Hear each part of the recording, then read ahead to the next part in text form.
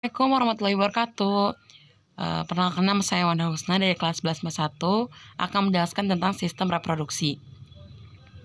Oke, dimulai ya.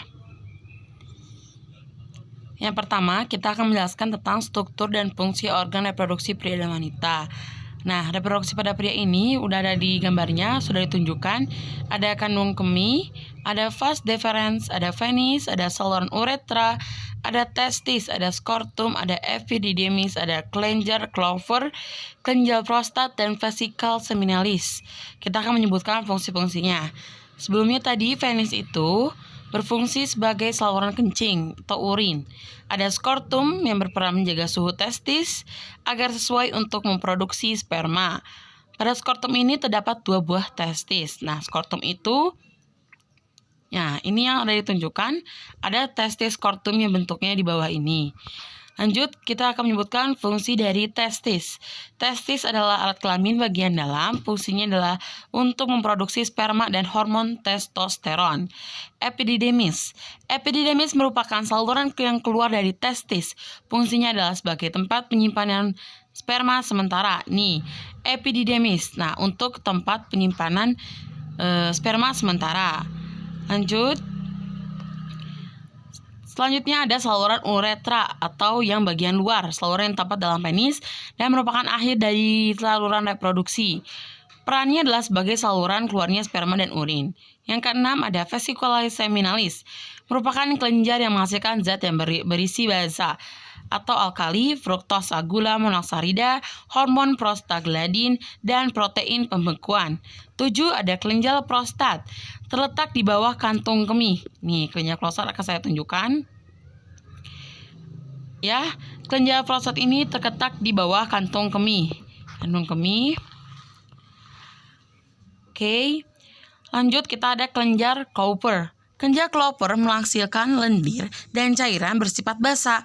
Fungsinya itu adalah untuk melindungi sperma dengan cara menetralkan urin yang memiliki pH asam yang tersisa dalam uretra.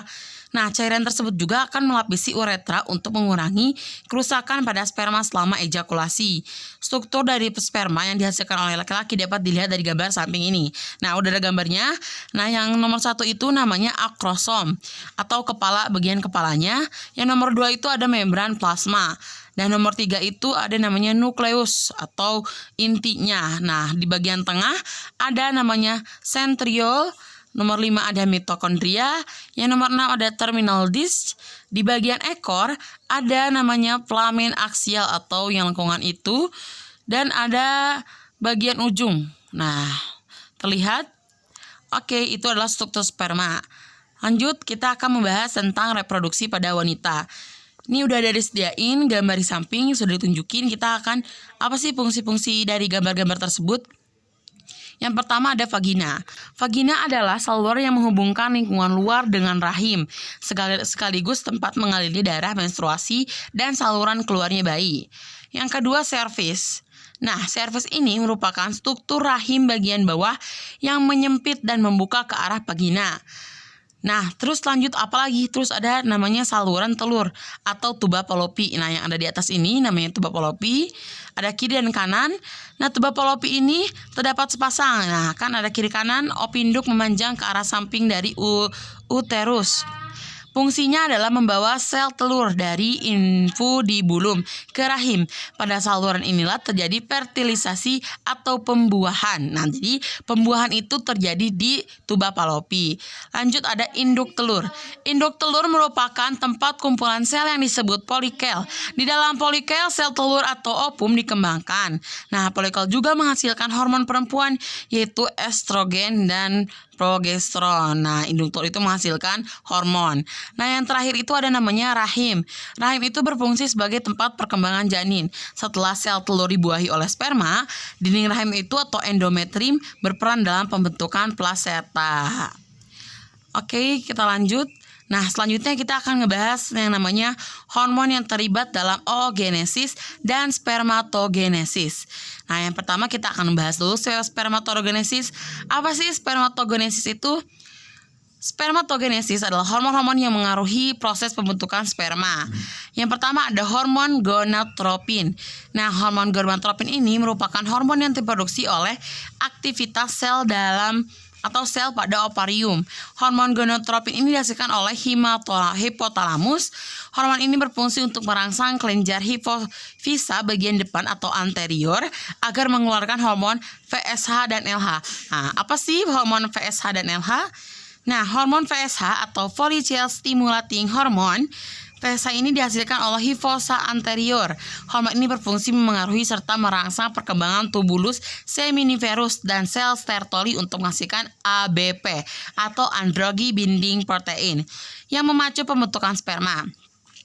Selain itu, hormon FSH merupakan hormon yang dikeluarkan oleh gonadotrop FSH yang berfungsi untuk memacu pertumbuhan dan kematangan folikel atau sel telur yang terdapat dalam ovarium dan juga mempengaruhi pada peningkatan hormon estrogen pada wanita. Pada pria, FSH ini juga mengatur dan memelihara proses pembentukan sperma. Lanjut ada hormon LH. Hormon LH ini dihasilkan oleh hipofisa anterior. Hormon ini juga berfungsi merangsang sel-sel interstitial atau sel leading. Agar mengsekresi hormon testosteron endogren, hormon LH ini dapat merangsang sekresi steroid seks dari gonad, yang dimana dapat testis buah zakar pria. Hormon ini sering berikatan dengan reseptor yang terdapat pada sel-sel Leydig untuk merangsang sintesis dan sekresi hormon testosteron. Sedangkan pada ovarium wanita, hormon ini dapat menyebabkan ovulasi serta pengembangan corpus luteum apabila terjadi kenaikan akut atau dikenal dengan surga LH. Hormon testosteron adalah hormon yang terdapat pada pria yang dihasilkan oleh testis, buah zakar atau itu ya namanya. Hormon testosteron ini berfungsi merangsang perkembangan organ seks primer pada saat embrio memengaruhi perkembangan alat reproduksi. Hormon testosteron juga berfungsi dalam pembentukan kepadatan tulang dan kekuatan otot. Nah, hormon juga dianggap sebagai androgen atau hormon generatif pria. Jadi ketika terjadi pembuahan, hormon testosteron membantu dalam terjadinya pembentukan genetika laki-laki pada janin. Hal ini terjadi ketika pembuahan berusia 7 minggu atau lebih. Saat laki-laki beranjak remaja atau dewasa, produksi testosteron pun meningkat. Maka mulailah terjadi pembentukan perubahan yang lebih lanjut pada penis atau testis. Selanjutnya kita akan bahas namanya oogenesis atau pertumbuhan hormonal dalam pertumbuhan sel telur ya. Yang hormon yang memengaruhinya itu yang pertama ada PSH. PSH itu berperan merangsang pengeluaran hormon testosteron pada pria dan estrogen pada wanita. Yang kedua ada LH. LH berperan dalam pembentukan corpus luteum atau badan kuning di dalam ovarium setelah terjadinya ovulasi. Yang ketiga ada estrogen, berperan dalam proses pembentukan ovum dan pembentukan sifat-sifat kelamin sekunder pada wanita dan merangsang produksi LH dan menghambat produksi PSH. Progesteron berfungsi dalam proses pembentukan lapisan endometrium pada dinding uterus untuk menerima ovum yang telah mengalami fertilisasi. Nah, itu tentang oogenesis. Selanjutnya kita akan membahas tentang penjelasan proses menstruasi. Di sini udah gambar gimana proses menstruasi. Biar lebih jelasnya kita akan jelasin ya, apa aja sih proses menstruasi itu. Kalau nggak salah itu proses menstruasi itu ada 4 fase. Yang pertama fase menstruasi. Nah, fase menstruasi adalah fase ini lapisan dinding dalam rahim atau endometrium yang memiliki kandungan darah di dalamnya. Nah, sel dinding merah ini akan luruh. Soalnya nggak dibuahin. Jadi akan menjadi darah head. Nah, fase ini sejak hari pertama siklus menstruasi dimulai dapat berlangsung sekitar 4 hari hingga 6 hari. Nah, fase ini juga wanita biasanya mulai merasakan rasa nyeri perut bagian bawah dan punggung dikarenakan oleh rahim yang berkontraksi untuk membantu meluruskan endometrium. Nah, ada juga kan yang lagi marah-marah gitu kan, PMS gitu kan, di pramenstruasi, jadi mereka ada yang kayak gitu juga. Lanjut ya, fase yang kedua ada fase folikular. Nah, fase folikular adalah fase yang berlangsung sejak hari pertama menstruasi hingga memasuki fase ovulasi. Ini tuh Fase ini sendiri ovarium akan memulai memproduksi folikel yang berisikan sel telur. Pertumbuhan dari folikel ovarium ini sendiri menyebabkan endothelium menjadi menebal, dan pada fase ini juga akan terjadi pada hari ke-10 hingga ke-28 hari. Di dalam sebuah siklus menstruasi, durasi yang waktunya yang dihabiskan oleh wanita pada fase ini sendiri menentukan berapa lama siklus menstruasi seorang wanita akan mulai berlangsung. Nah, yang ketiga ini bukan terakhir ya, terhitung 4. Yang ketiga itu ada fase ovulasi. Pada fase ini, folikel yang dihasilkan dari ovarium akan melepaskan sel telur untuk dibuahi, dan sel telur yang telah matang ini akan bergerak ke tuba Fallopi. Yang tadi tuh tuba Fallopi yang ada 2, dan nantinya akan menempel pada rahim. Nah, ternempel pada rahim, sel telur ini sendiri hanya akan bertahan hingga 24 jam.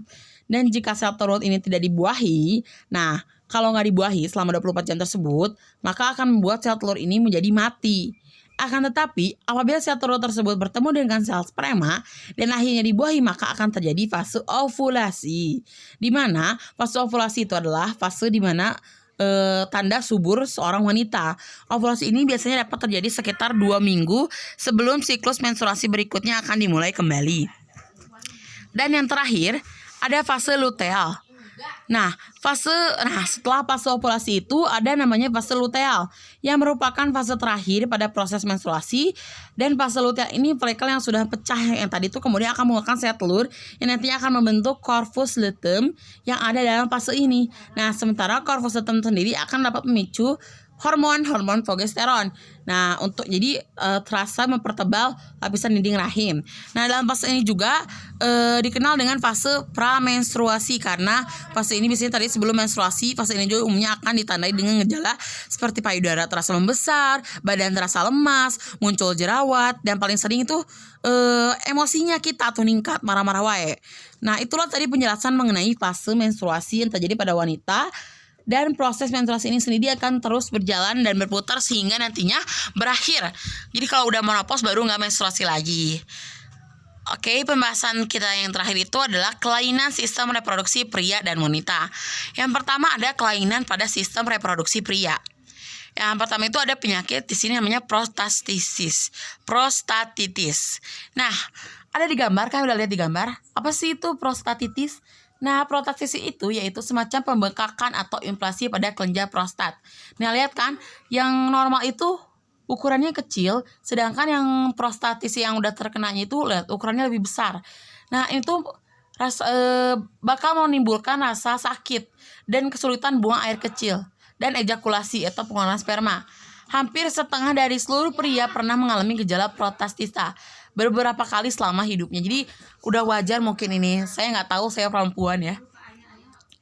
Lanjut, ada disfungsi ereksi. Nah, disfungsi ereksi itu merupakan suatu kondisi yang biasanya mengakibatkan sekitar 1 atau 10 pria mengalaminya dalam jangka panjang. Nah, penyakit ini dapat berhubungan dengan penyakit vaskular dan kelainan saraf seperti multisklerosis, trauma, dan masalah psikologis. Kalian lihat kan, ada yang normal, lihat plastis tenis yang normal seperti itu, si corpus cavernosumnya ke bawah, dan testisnya juga seperti itu. Sedangkan kalau yang erecti penis itu dia lebih panjang gitu. Nah, lanjut. Yang ketiga itu ada kanker prostat. Nah, kanker prostat merupakan kelainan yang sering terjadi pada sistem reproduksi pria. Namun, pria juga dapat mengalami sakit testikular dan kanker penis. Penanganan untuk kanker prostat ini tergantung pada usia, tingkat keparahan penyakitnya, dan kondisi kesehatan pasien lainnya. Penanganan yang paling umum pada kanker prostat adalah operasi, terapi radiasi, dan treatment hormonal. Lihat kan, yang kanker itu, si saluran kanjalan prostatnya itu bengkak-bengkak atau timbul tonjolan-tonjolan. Nah, oke, selanjutnya kita akan membahas tentang kelainan pada sistem reproduksi wanita. Pertama ada kanker ovarium. Nah, kanker ovarium itu terjadi di ovarium. Nah, kanker ini itu dapat juga menyerang uterus, ovariumnya, payudara, dan serviks. Karena kanker ini tuh mengakibatkan jadi menyebar gitu ke organ reproduksi lainnya. Nah, ini tuh tidak dapat terdeteksi saat sudah perkembangan dengan signifikan. Tidak dapat standar scanning untuk kanker ovarium sehingga sulit dideteksi dari dini. Jadi sulit banget untuk mendeteksi si kanker ovarium ini. Lihat, kanker ovarium itu membuat si Lihat itu tempatnya itu menjadi lebih bengkak, lebih besar. Lihat di gambar. Ya. Lanjut ya. Ada kanker serviks. Nah, kanker serviks ini terjadi di serviks, di mana ada dua metode, yaitu tesnya ya, tes pap screen untuk perubahan selur dalam serviks disebut citologi, sementara tes human papillomavirus genetikal atau HPV mengidentifikasi keberadaan infeksi dengan HPV, yaitu strain yang berhubungan dengan kanker serviks. Kalau nggak salah kanker serviks itu yang membuat sebelah sini turun gitu. Nih lihat ada bercak-bercak putih gitu di si serviksnya. Lanjut di terakhir itu ada endometriosis. Endometriosis ini merupakan suatu kondisi di mana endometrium yang seharusnya berada pada bagian dalam rahim berakhir di luar rahim. Paling sering di ovarium, usus atau jaringan lapisan pelvis. Jaringan endometrium ini menjadi terangkap dan menyebabkan rasa sakit. Jadi yang harusnya ada di dalam rahim malah di luar rahim. Nah, seperti ini lihat gambarnya. Endometriumnya malah di luar rahim. Lihat kan? Nah, mungkin cukup sekian dari sistem reproduksi yang bisa saya jelaskan. Sekian dan terima kasih. Wassalamualaikum warahmatullahi wabarakatuh.